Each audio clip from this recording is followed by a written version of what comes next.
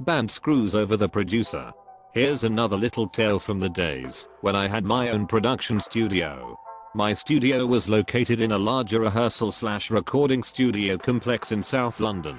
The studio manager had taken a local band under his wing and had given them free rehearsal and recording time in exchange for the band working in the facility, keeping things tidy, looking after incoming clients, yada yada. Essentially, they were treated as lackeys in return for free rehearsal and demo studio time.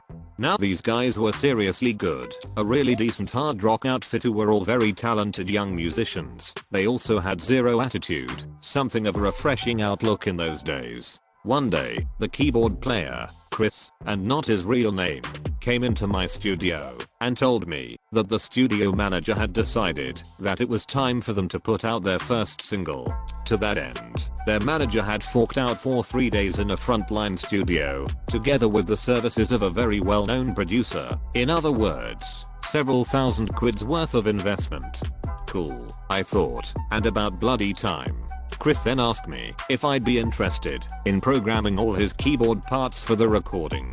Of course, I jumped at the opportunity. We laid out a plan of action. I had a fair number of synths in my studio that we'd use to supplement his keyboard arrangement. We'd record all the keyboard parts on the computer, around 20 tracks worth, and lay down guide drums, guitars, bass, and vocals on my 8-track tape recorder. By judicious use of a timecode track, we could run all these keyboard parts in sync, together with the guide tracks, without having mixing them down to the 8-track. So we then spent 4 days working. The first 2 days were spent programming all the keyboard parts and creating the necessary voice patches. The other 2 days we worked on laying down both the keyboard parts into the computer and recording the all guide tracks. We then did rough mixdowns of both tracks for demo purposes. So far, so good. The next day, the producer rocks up at my studio and listens to the mixes. He then states he's not happy with the song's arrangements and demands they be restructured, much to the annoyance of Chris who'd written both tracks. I said that rearranging the keyboard parts was fairly trivial, it's all on the computer, after all, but we'd have to re-record all the guide tracks. Get it done.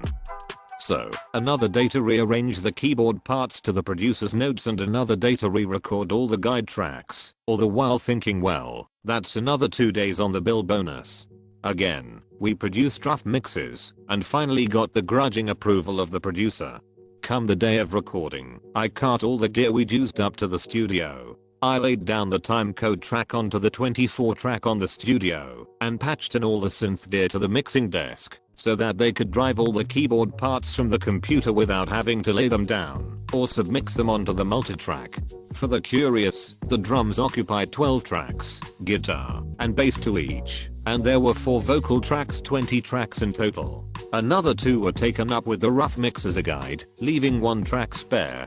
While I'm rigging everything, the producer was boasting about how he'd demanded the hire of a Lexicon 480L, at that time the preeminent digital reverb system, and one which cost a small fortune to hire, let alone purchase outright, about £15,000. It also became obvious that the producer and engineer were old cohorts, and, judging by their demeanor, it was also clear that they were indulging their predilection for Peruvian marching powder.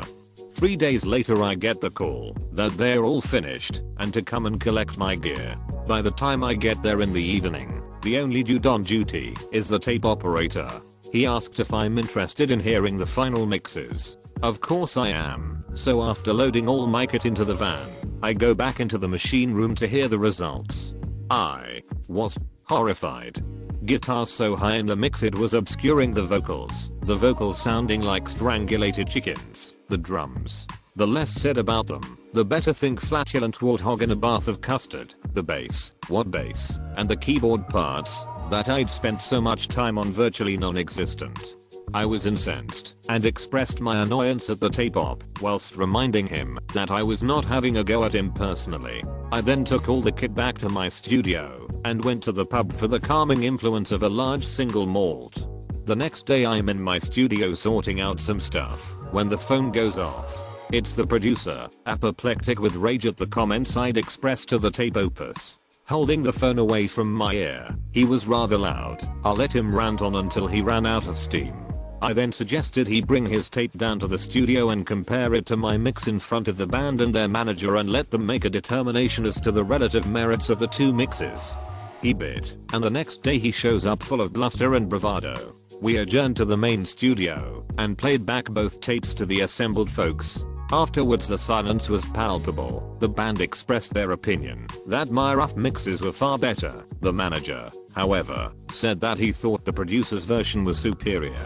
Glancing at him, I could clearly see he was in a bit of a quandary. He'd just dropped the best part of £4,000 on the recording session, and thus felt justified in his opinion. Even though it was apparent his real feelings went the other way, he wasn't about to lose face in front of the producer. I left them to their own devices. Frankly, I don't give a damn what you do, as long as you pay my invoice. The next day, Chris pops into my studio and says that their manager is going with the producer's mix, despite the band's vehement objections, and is sending that tape to the pressing plant. Fine, I said. Then Chris adopted a conspiratorial tone. We think your mixes are exactly what our sound should be. Can you give me the master tape? Sure, but why? He then said that he had been tasked with sending the tape to the pressing plant and, with the approval of the rest of the band, was going to substitute my rough mixes for the producer's version. Ooh, delicious. Okay, but on your own head be it, you're responsible for the fallout. He readily agreed. Fast forward a couple of weeks. 1,000 copies of the pressed single have been delivered to the studio. I turn up and go into the main office to collect my mail. Sat there is the producer who, as soon as he saw me, adopted a smug expression. He then proceeded to slap the single onto the office's stereo system and proceed to crow about his talents as a producer, while expressing the opinion that I had a lot to learn. I politely listened while he ranted on, and once the record finished said, "I'm sorry dear boy, but what you just heard was actually my mix. Perhaps if you spent less time indulging in the devil's dandruff, you might have noticed," whereupon I discreetly withdrew to my own studio to the sound of the producer howling like a Valkyrie on steroids. I learned later that the band had managed to sell virtually all of the singles at their subsequent gigs. Not bad for a rough mix.